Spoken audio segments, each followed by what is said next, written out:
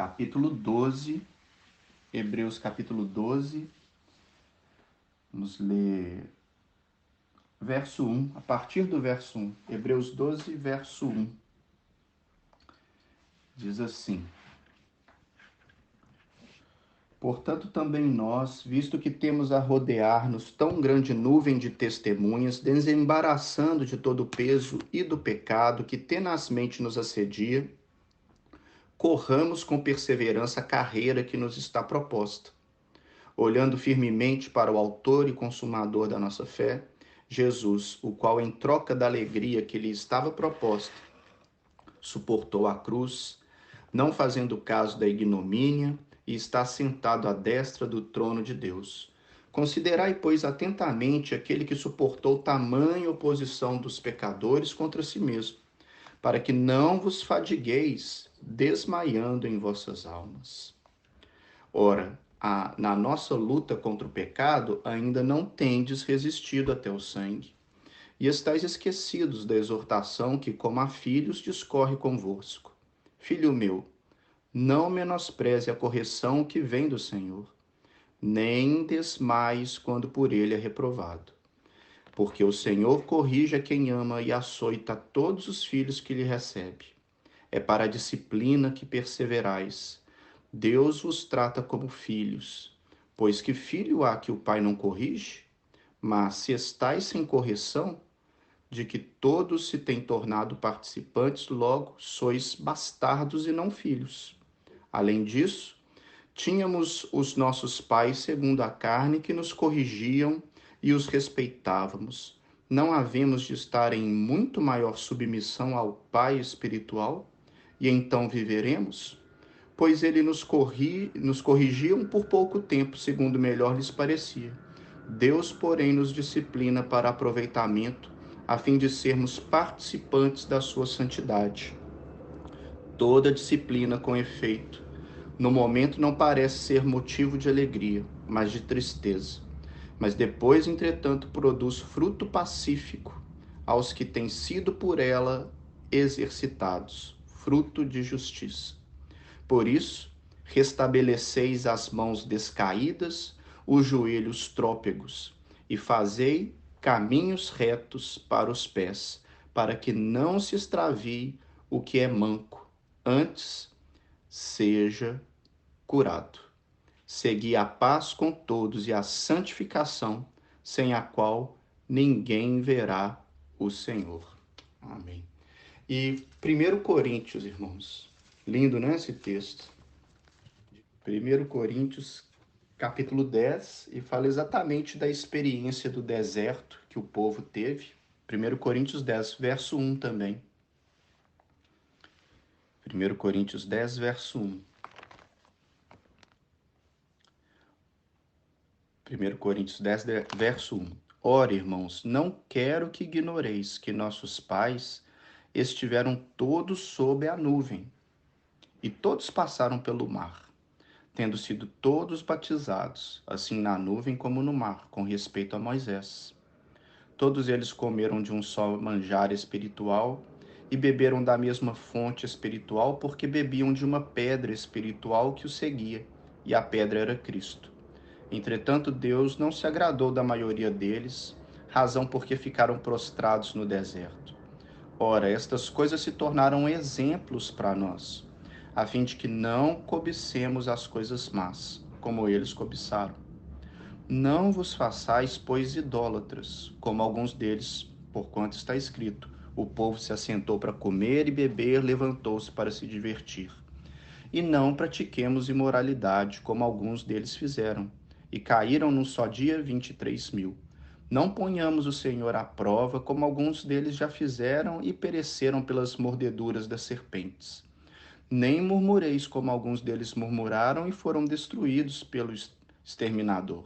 Estas coisas lhe sobrevieram como exemplos e foram escritas para advertência nossa, de nós, outros sobre quem os fins dos séculos têm chegados. Aquele, pois, que pensa estar de pé, veja que não caia. Não vos sobreveio tentação que não fosse humana, mas Deus é fiel, e não permitirá que sejais tentados além das vossas forças. Pelo contrário, juntamente com a tentação vos proverá livramento, de sorte que possais suportar. Amém. Do texto que nós lemos anteriormente, nós vamos relembrar aqui duas frases importantes para conduzir o estudo desse dia e que o Senhor possa falar ao nosso coração. No capítulo 10 de 1 Coríntios, no verso 11, diz: Estas coisas lhe sobrevieram como exemplos e foram escritas para a advertência nossa, de nós outros, sobre quem os fins dos séculos têm chegado. Então, isso que nós vamos ler são exemplos para nós, é uma advertência para nós cujo os fins dos séculos têm chegado. E a gente pode somar a esse exemplo de advertência que o povo, hebreu passou com Hebreus, no capítulo 12, que nós lemos também, esse texto chave para nós. No verso 12 diz: Por isso, então, já que é exemplo para nós, uma advertência para nós, por isso restabelecei as mãos descaídas, os joelhos trôpegos, e fazei caminhos retos para os pés, para que não se extravie o que é manco, antes seja curado. Então, a intenção do Senhor é justamente nós, como filhos, recebendo disciplina do amor de Deus, que vem pelo amor de Deus por nós, para que nós possamos ser levados à glória. O Senhor quer levar muitos filhos à sua glória, Então, para que nós sejamos curados, Ele nos disciplina para a nossa cura. Então, nós vimos no primeiro estudo do livro de Números, eu vou passar brevemente, mas a mensagem, nós estamos dividindo esse livro em 3 partes. Já vimos a primeira, que fala sobre a nossa preparação, como nós devemos preparar para caminhar nesse mundo, para nós vivermos, nós que somos cristãos comprados pelo sangue do Cordeiro, como que nós devemos viver. Então, do capítulo 1 ao capítulo 10, nós temos a preparação do povo, é um período de 20 dias, E nesse tempo nós temos que aprender pela palavra de Deus que nós somos um povo capaz de sair à guerra.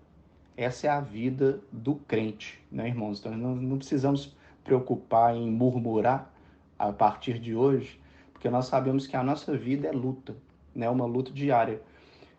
Eu também tive na minha experiência, enquanto estou aqui em Portugal, falando assim, eu pensei comigo mesmo, olha, eu preciso de um emprego, preciso de uma casa, e aí eu vou estar tranquilo. Não, nós temos lutas, lutas diárias, e é por meio dessas lutas, onde o Senhor batalha por nós, que nós vamos crescendo e aprendendo com o Senhor. Nós não precisamos preocupar, porque toda a luta do crente, ela finda em vitória, porque o nosso Senhor, ele é o vencedor. Ele venceu todas as coisas. E ele nos colocou no seu exército e não temos outro lugar, ou outra opção a não ser vencer. Então, a primeira coisa que nós aprendemos, no livro de Números, é que foram contados, Moisés fez um censo, ordenação de Deus, para que o povo fosse contado. 20 anos para cima, todos aqueles que podiam sair à guerra, batalhar. Então, nós somos capazes de vencer, Essa é a vida do cristão. Depois nós temos a ordenança do acampamento. Cada um se acampava de uma forma, o tabernáculo no meio, e nós tínhamos lá as 3 tribos do norte, as 3 tribos do sul, do leste, do oeste, cada um no seu lugar, porque nós temos um lugar no corpo de Cristo e nós temos um lugar na família de Deus. Cada um exerce o seu encargo, o seu chamado, mediante a graça do Senhor, no meio do corpo de Cristo. Então, cada um de nós é importante e ocupa um lugar no corpo, para que ele não fique, né, aleijado, né, para que seja um corpo sadio. Nós temos, cada um de nós, o nosso próprio lugar. Depois nós vemos que nós pertencemos ao Senhor, quando ele diz sobre os primogênitos. Os primogênitos, ele tem direito sobre as nossas vidas. Nós somos chamados, esse é o quarto ensinamento, para servir. Jesus mesmo disse, né? Olha, no mundo, os maiorais, eles querem ser servidos. Os grandes querem ser servidos. Não é assim convosco. Aquele que quer ser o maior é o servo de todos.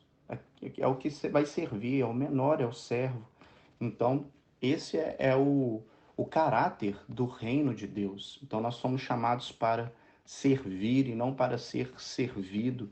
Nós temos, né, que preservar a nossa pureza, lançando para fora tudo aquilo que é imundo, né, com respeito ali, né, quando o Senhor fala dos leprosos que tinham que ficar fora do arraial. Nós temos sempre que ter sensibilidade no espírito para ouvir a voz do Senhor, né? Tudo aquilo que é insensível, morte, né? Aquilo que flui, o fluxo de vida, saindo, perdendo vida, isso tudo para fora do arraial. Nós temos que buscar pureza, né? Depois, o sexto ensinamento é que nós devemos ter uma vida santa, uma vida consagrada, que é quando o Senhor apresenta o voto do Nazireu.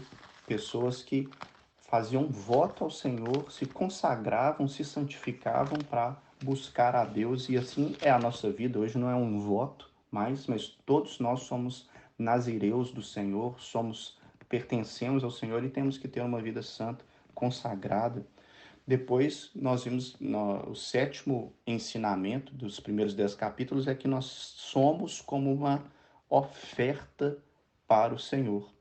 Quando aquelas tribos entregam as ofertas para o templo, e nós vemos que assim como o Senhor, ele se deu como oferta, uma oferta santa, viva, agradável a Deus, nós devemos também ser como oferta. É isso que Paulo diz no final da vida dele, ele estava sendo oferecido como oferta derramada, oferta de libação, né? Ele combateu o bom combate, guardou a fé e agora ele estava pronto para receber a coroa da vida, a qual o Senhor tem preparado para todos aqueles que amam a sua vinda.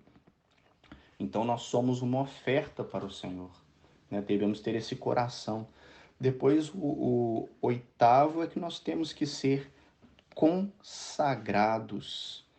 E nessa parte, ele inicia o texto, né, do capítulo 8, falando dos candeeiros. Os candeeiros, eles tinham que ficar em frente ao lugar, iluminando o que estava em frente dele. Em Apocalipse, nós vemos que os candeeiros, que é a igreja, iluminam a Cristo.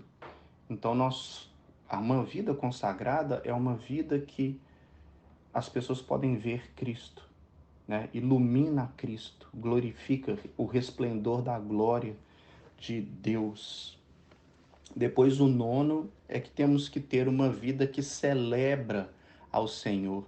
Então, por mais que nós passemos por luta, né, quando nós estamos com Cristo e temos a palavra de Deus, né, o choro dura uma noite, mas a alegria ela vem pela manhã, porque nós sabemos que Jesus pagou um alto preço pelas nossas vidas. Ele nos resgatou e nós pertencemos a Ele. E Ele mesmo diz que ninguém pode arrebatar as nossas vidas das suas mãos. Ele nos guarda, isso é um privilégio, né? Por que eles tinham no deserto uma vida de celebração? Porque eles prepararam a Páscoa, né? E a Páscoa fala da morte do Senhor. Aquele cordeiro pascal imolado permitiu que aquele povo saísse do império das trevas, saísse da morte e fosse para o reino do Filho do seu amor.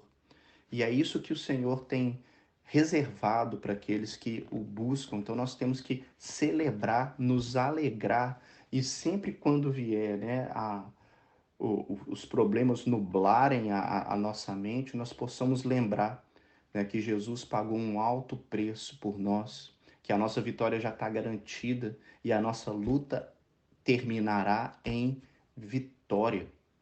Depois, por fim, os dois últimos ensinamentos, no capítulo 9, fala sobre a nuvem que o Senhor colocou para guiar aquele povo. Então nós não somos conduzidos por aquilo que nós vemos, ouvimos, né, pelo jornal, pelas notícias, pelos acontecimentos, mas os nossos olhos têm que estar fitos na nuvem, na presença de Deus. Quando essa nuvem se move, nós nos movemos. Quando aquela nuvem parava, o acampamento era armado e eles ficavam ali aguardando. Então nós somos conduzidos no deserto pelo próprio Deus, pelo Senhor, né? Esse é o penúltimo ensinamento. E por último, nós devemos estar atentos ao toque da trombeta. É a última preparação. O Senhor Deus manda fazer trombetas de prata para que aquele povo pudesse se mover de acordo com o toque da trombeta.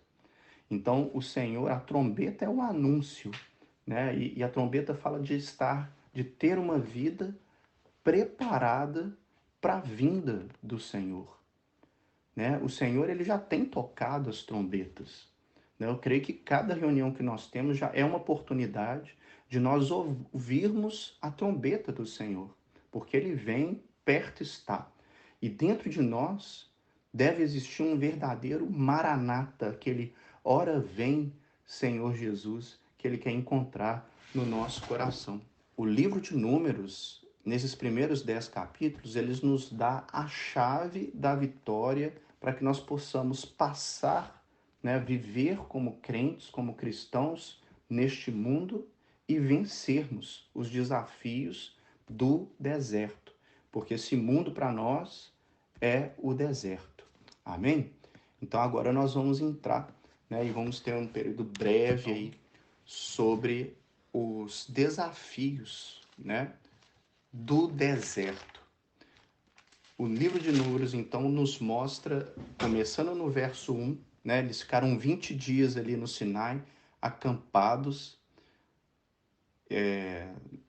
no mês 1 do segundo ano, que começa, já tinha um ano no deserto, chegam no Sinai, ficam acampados ali, 20 dias, o Senhor prepara aquele povo, e eles agora vão sair para o deserto, eles vão começar a peregrinar, indo para a terra prometida. Esse caminho, irmãos, do Egito, só para os irmãos terem uma ideia, do Egito a Canaã, que é a terra prometida, são 425 quilômetros. Uma caravana demorava aproximadamente um mês para chegar até Canaã, né? E agora eles estavam no Sinai. Do Sinai até Canaã, aproximadamente 11 dias que eles, né, deveriam gastar ali. E nós vamos ver o que acontece, né, durante esse caminho. Né? Por que eles não chegaram em 11 dias na terra prometida? Então, a nuvem se move, eles levantam o acampamento e o que acontece? A primeira coisa, né, a gente vai ver que são aproximadamente aí 9, os irmãos depois podem fazer a contagem, mas são 9 vezes que o povo murmura, né, ou tem falhas diante de Deus, falham diante de Deus. Então, a primeira falha é contra o caminho, né? E aí está no verso 11, capítulo 11, verso 1. Queixou-se o povo de sua sorte aos ouvidos do Senhor. Ouvindo o Senhor, acendeu-se-lhe a ira, e o fogo do Senhor ardeu entre eles e consumiu a extremidade do arraial. Então, né, a primeira falha é que eles murmuraram contra o caminho. E quando nós começamos a murmurar contra o caminho, né, essa é a disciplina do Senhor, mas é como se nós começássemos a viver o inferno aqui na terra, né? Quando nós murmuramos contra o caminho, e aliás, Jesus mesmo disse, né, o caminho não é um caminho, né, qualquer outra coisa a não ser Ele mesmo, é uma pessoa, né? Eu sou o caminho, a verdade e a vida. Então, aqueles que muitas vezes querem se distanciar de Cristo sofrem aquilo que é o inferno. Viver longe do Senhor é como viver um inferno, né? E aquele lugar se chamou então Taberá, tá lá no verso 3. Pelo que chamou aquele lugar Taberá, porque o fogo do Senhor se acendeu entre eles, né? Então, eles foram disciplinados, eles viram, olha, se eu afastar do caminho, o que está me esperando é fogo, né? Vou permanecer do caminho. E logo depois disso, depois dessa disciplina, eles murmuram mais uma vez. Então, no verso 4, já tem a segunda murmuração, e é contra o alimento, né? Então, nós temos que permanecer firmes no caminho e nós temos que nos alimentar daquilo que Deus nos dá. Quando nós não fazemos isso, né, nós vamos ver aqui no verso 4, diz que aquele povo começou a ter desejo pela comida dos egípcios. E é isso que o mundo faz, né? O mundo faz a propaganda da comida deles, né? De como é maravilhoso, as coisas do mundo são tão maravilhosas, mas nós devemos lembrar, e o povo do deserto não lembrou aqui nesse caso, de quando eles estavam no mundo e experimentavam essas coisas, eles pagavam um preço muito grande por elas, né? Eles se tornavam escravos dessas coisas, eles se tornavam presos a essas coisas. E eles no verso 5, né, eles começam a dizer, olha, lembramos-nos dos peixes que no Egito comíamos de graça, dos pepinos, dos melões, dos alhos silvestres, da cebola, dos alhos, e eles queriam comer, desejavam comer a comida dos egípcios. E eles estavam falando, nós comíamos de graça. Na verdade, eles eram um povo escravo, eles pagavam, né, como que se diz, pedágios, como que se diz isso? Pagavam para Faraó e recebiam uma ração diária, uma ração de escravo. E quando o Senhor libertou o povo do Egito, é porque aquele povo estava angustiadíssimo.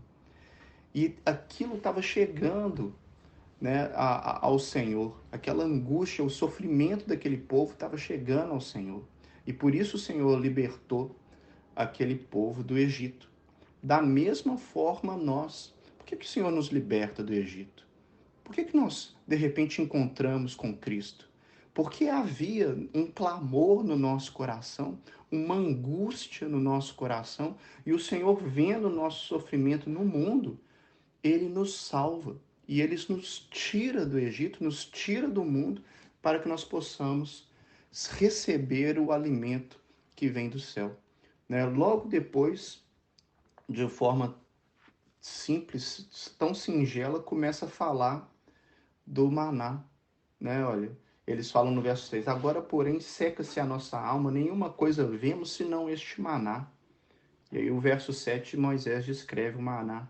Era o maná como semente de coentro, sua aparência semelhante ao bidélio, espalhava-se o povo, colhia, em moinhos o moía num grau, o pisava, e em panelas o cozia, e dele fazia bolo, seu sabor era como de bolo amassado com azeite. Quando de noite descia o orvalho sobre o arraial, sobre este também caía o maná.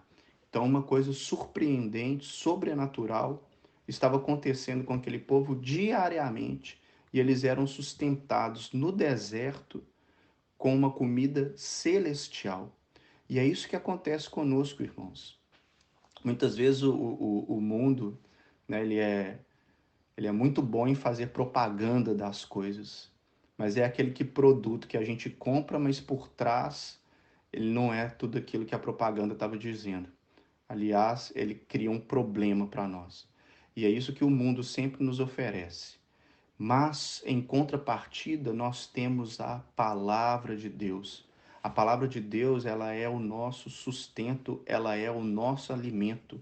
E todo dia na vida do cristão é uma vida que nós experimentamos os milagres de Deus, porque ele nos alimenta com o maná celestial, com a própria vida de Cristo Jesus, e esse é o nosso alimento, irmãos. Então não precisamos desejar as coisas do mundo, porque isso é engano do maligno, engano do inimigo. Depois nós vemos a terceira falha, quando eles vão contra a liderança de Moisés. Miriam e Arão rejeitam, né, a liderança de Moisés. E nós vemos que quando nós rejeitamos a liderança do Senhor, porque na verdade Moisés, ele era um homem que diz que ele era o homem mais humilde, né? Ele era muito humilde, muito manso. Na verdade, ele não tinha forças realmente para conduzir o povo. Ele era um servo. Ele era um servo do Senhor. E ele não fazia aquilo que ele queria. Ele fazia aquilo que o Senhor dele queria, porque isso era a alegria de Moisés. Fazer a vontade de Deus, ouvir a voz de Deus e fazer a vontade de Deus. E Miriam e Arão, né, no verso 2 do capítulo 12, diz, olha, porventura não tem falado o Senhor somente por Moisés, não tem falado também por nós? E ali o Senhor, ele entra com uma disciplina. E a disciplina daqueles que, quando nós vamos contra a liderança, contra o governo de Deus, nós temos lepra, né? Lepra. Então nós perdemos a sensibilidade do Espírito. Então nós temos que viver sobre a liderança e o governo de Deus, senão nós nos tornamos leprosos. Depois nós vemos aí no capítulo 13, e é o capítulo crucial desse livro, porque aqui no capítulo 13 eles chegam em Canaã. Eles chegam aqui em Canaã, né? Então eles já teriam entrado na terra aqui no capítulo 13. E aí o Senhor ainda coloca mais 40 anos pelas frente, né? Mais 38, 39 anos pela frente naquele povo. E aí, o que acontece aqui? Que eles retrocederam numa jornada que era de 11 dias. Por que eles ficaram 40 anos no deserto? O Senhor mostrou, né? Eles tiveram o privilégio de ver a terra prometida, uma terra que emana leite e mel. Mas para entrar nessa terra, para viver nessa terra, eles teriam que conquistar a terra. Olha que interessante, o Senhor estava dando a eles, mas eles teriam que conquistar a terra. E eles conquistariam aquela terra vencendo todos os seus inimigos que estavam ali. Então, no relato dos espias, nós vemos que eles veem que a terra é boa, a terra é muito boa, mas o que chama a atenção deles, né, no relato dos espias, né, tá lá no verso 30, nós temos Josué e Caleb, que fala dessa nova geração, eles herdaram a terra, e diz assim, olha, então, verso 30, Números 13. Então Caleb fez calar o povo perante Moisés e disse, eia, subamos, possuamos a terra, porque certamente prevaleceremos contra ela. Porém os homens que com ele tinham subido disseram, não poderemos subir contra aquele povo, porque é mais forte do que nós. E diante dos filhos de Israel inflamaram inflamaram a terra que havia espiado, dizendo: a terra pelo meio da qual passamos a espiar é terra que devora homens, os seus moradores, e todo o povo que vimos nela são homens de grande estatura. Também vimos ali gigantes, os filhos de Aná, que são descendentes dos gigantes. E éramos aos nossos próprios olhos como gafanhotos, e assim também o eram aos seus olhos. Então eles viram a terra nesse ponto.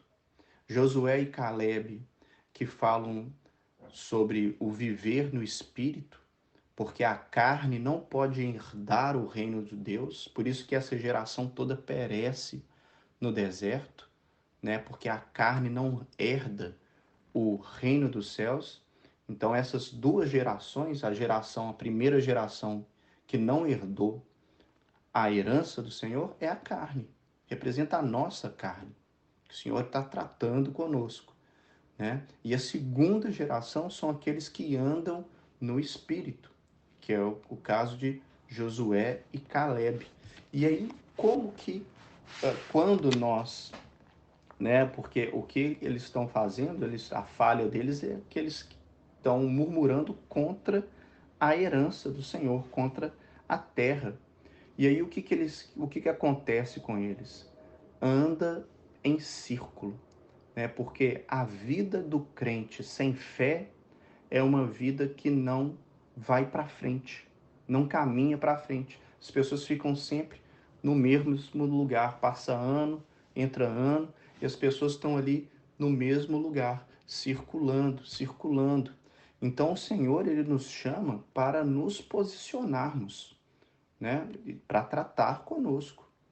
Olha, o Senhor te deu força, vai diante de nós, e nós temos que lidar com os nossos inimigos, né? Vencer os nossos inimigos, vencer os desafios do Senhor e não voltar atrás como esse povo fez, né?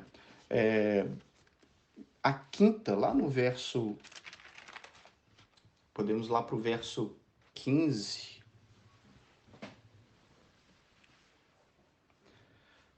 verso 14 ainda, irmãos, final do verso 14, nós temos ali o povo indo contra o juízo de Deus, aquilo que o Senhor havia falado, né? Aquele povo então falou assim: olha, a gente não vai entrar. O Senhor falou: então vocês vão ficar no deserto. Vocês vão ficar no deserto até que a primeira geração morra e a segunda geração entra na terra. Os filhos que vocês falaram que iam ser devorados na terra de Canaã, esses vão herdar a terra. E o povo, depois de ouvir isso, eles falam assim: não, então nós vamos herdar a terra de todo jeito agora. Não vamos ficar andando no deserto, não. Vamos herdar a terra. E eles entraram na terra de Canaã, né? E mal eles entraram, está lá no verso 39, e a gente diz assim: olha, não, no verso 42, e diz assim: não subais, pois o Senhor não está no meio de vós, para que não sejais feridos diante do vosso inimigo, porque os amalequitas e os cananeus ali estão diante de vós, e caireis a espada. Pois uma vez que vos desviastes do Senhor, o Senhor não será convosco. Contudo, temerariamente tentaram subir ao cimo do monte. Mas a arca da aliança do Senhor e Moisés não se apartaram do meio do arraial. Então desceram os amalequitas e os cananeus que habitavam na montanha e feriram, derrotando-os até Orma. Esse trecho, irmãos, que eles tentam entrar na terra, né, fala sobre a dureza do coração, né? O Senhor, ele não quer dar somente as coisas para nós, né? O Senhor, ele quer que nós tenhamos uma posição de filhos de Deus. Então ele não quer dar só as coisas. Olha, eu quero uma bênção, Senhor. Claro, ele quer dar, mas ele quer que você aprenda, que você tenha caráter, que você tenha disciplina, que você tenha amor, que você tenha paz, que você tenha luz, que você tenha graça, que você tenha misericórdia. Ele não quer simplesmente dar as coisas. Então ele quer nos ensinar. Ele quer nos ensinar para que nós possamos ser filhos maduros. Ele quer levar muitos filhos à glória. E é isso que ele está fazendo.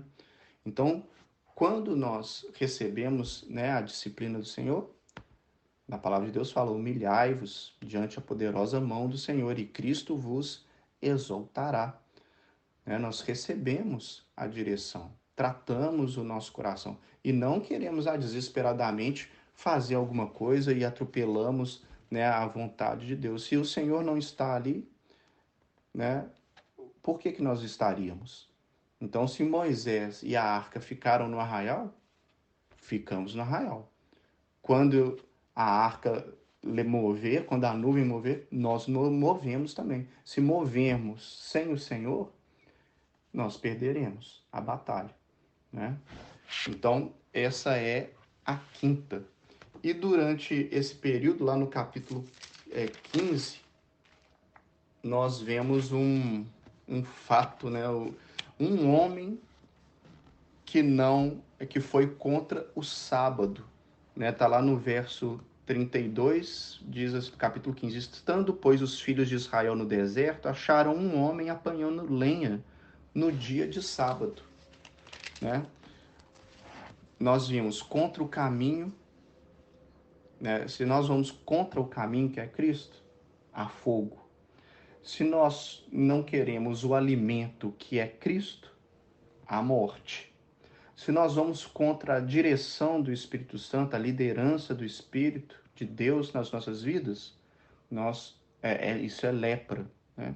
Se nós vamos contra a herança que o Senhor quer nos dar, é isso que o povo fez ali, espiando a terra e não querendo entrar, nós circulamos. A gente tem que estar sempre com a terra, né, com a nossa herança aos nossos olhos. Nós estamos caminhando, né? O Senhor tem uma direção para nós, que é herdar a terra prometida, que é Cristo Jesus, que é herdar o reino de Deus. Então, isso não faz a gente ficar circulando quando nós temos um rumo certo. E quando nós não queremos entrar no descanso de Deus, que é Cristo, é viver em Cristo Jesus, é estar no descanso do Senhor, porque é Ele que batalha por nós, né? Isso é morte, né? Você viver uma vida que não está no descanso é angústia para nós. Não temos paz. Por isso que no Novo Testamento nos ensina a lançarmos toda a nossa ansiedade, fazer ela ser conhecida por meio da oração, entregarmos ao Senhor, porque Ele é o príncipe da paz, né? Nele nós temos o nosso descanso. Jesus, ele é o sábado do Senhor. É nele que nós temos o descanso. Depois nós temos a sétima, lá no capítulo 16 e 17, fala da rebelião de Corá, né? Essa rebelião,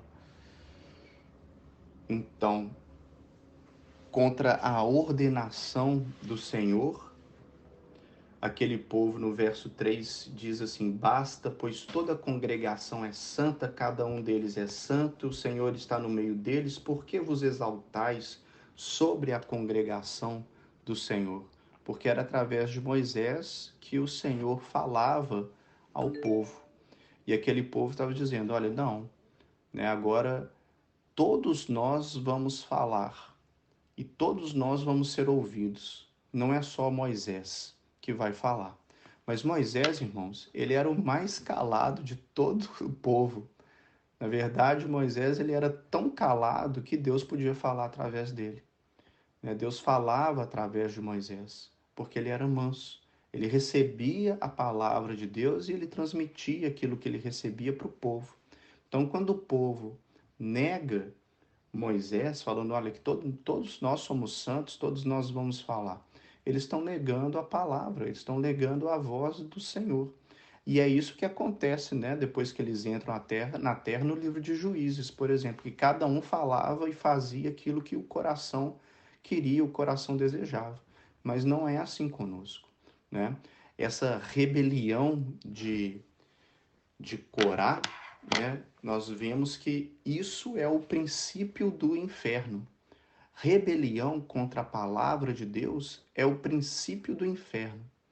Moisés falou, né, nesse caso, ele falou assim: olha, se eu não estou aqui porque o Senhor me colocou, se não é o Senhor que fala comigo, nada aconteça a esses homens. Mas se é o Senhor que fala comigo, uma coisa estranha vai acontecer. A terra vai abrir a sua boca e esses homens vão ser tragados para dentro dela. Porque a rebelião é o princípio do inferno, né? O inimigo foi o primeiro que se rebelou, querendo tomar o lugar de Deus.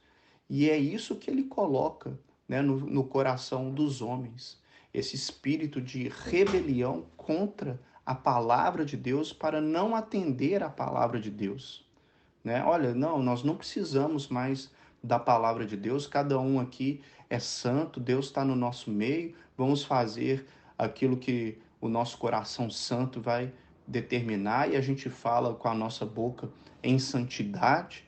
Não, irmãos, nós somos santos porque Ele é santo e é que Ele que nos conduz à santidade e é Ele que fala conosco. Ele usa os irmãos, ele capacita os irmãos pela sua misericórdia e graça, mas é ele que faz todas as coisas no nosso meio. E rebelar contra isso é o princípio do inferno. Por isso que aquela terra abriu a boca e tragou aqueles homens, porque eles estavam manifestando aquilo que o inferno está cheio, que é rebelião, é rebeldia contra a palavra de Deus. Nós temos só mais dois, irmãos. Depois nós vemos no capítulo 16 e capítulo 17 fala sobre essa rebelião, né? Então eles estavam lá contra a ordenação de Deus. Deus dispôs cada um num lugar, né? A revolta de Corá, eles eram levitas. Eles serviam no templo, mas eles queriam o sacerdócio. O sacerdócio era da família de Arão. Então cada um Deus colocou numa disposição no corpo. Eu não posso tomar o seu lugar, você não pode tomar o meu lugar, né? Isso é rebelião. Cada um tem um lugar no corpo de Cristo, né? Então, contra essa ordenança que Corá, né, foi rebelde. Depois, no capítulo 19, desculpa, no capítulo 20, irmãos, eles chegam novamente na em Canaã, nos limites de Canaã, quando eles estão ali no deserto de Sim, lá em Cádiz. Cádiz é em Parã, que a gente vê no capítulo 13. Nos primeiros versos, eles estão lá em Parã. Então eles voltam e esse tempo todo, todas essas rebeliões, todas essas faltas do povo,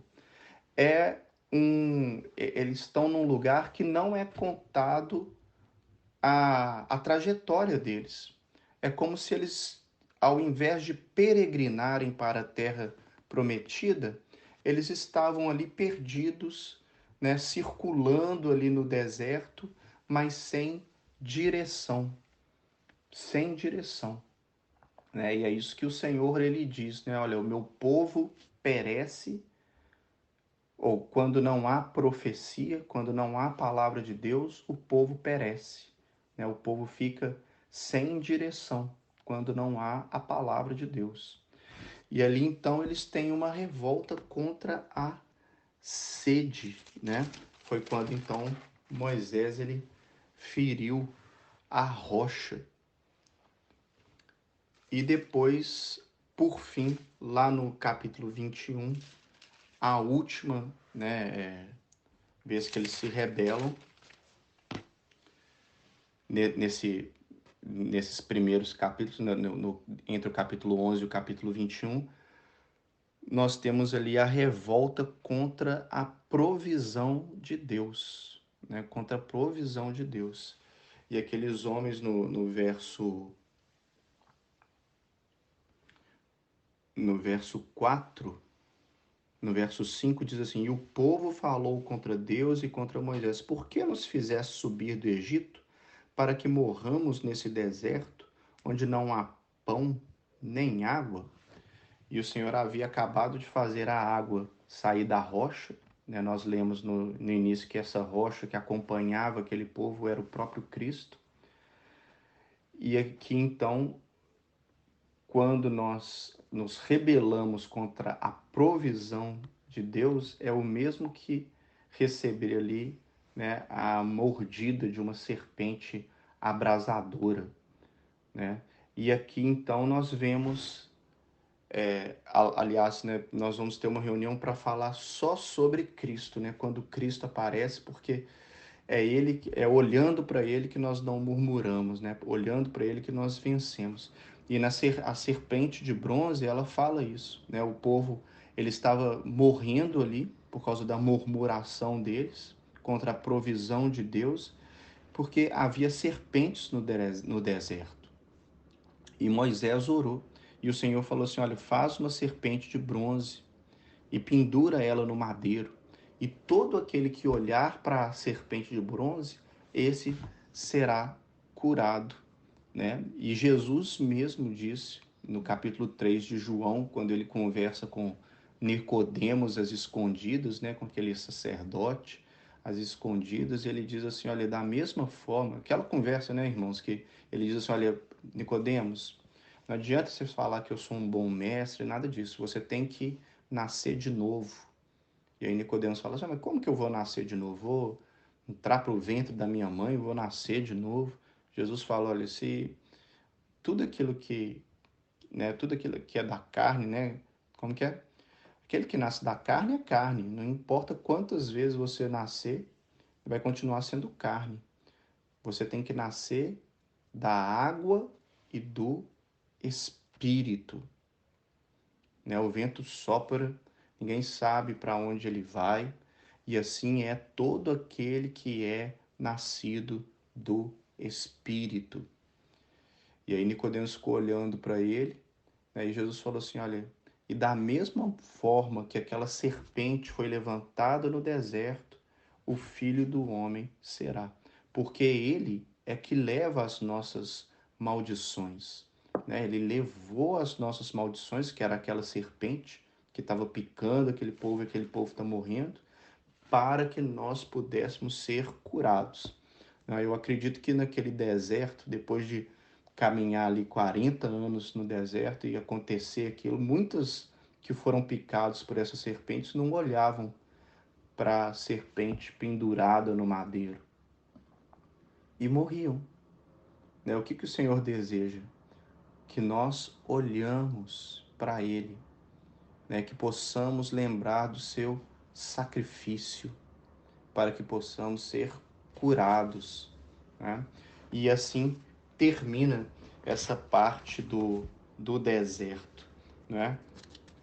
Então, que o Senhor possa mesmo fortalecer as nossas mãos, os nossos joelhos, para que nós possamos continuar perseverantes no caminho, né? Caminhando com o Senhor, recebendo o seu alimento, recebendo a sua liderança, a sua condução, recebendo a sua disciplina, recebendo o seu descanso, porque mesmo no deserto eles tinham um sábado onde eles descansavam e o nosso descanso é estar com Cristo, recebendo a sua ordenação, cada um tem um lugar no corpo, nós somos membros do corpo de Cristo, recebendo da sua água.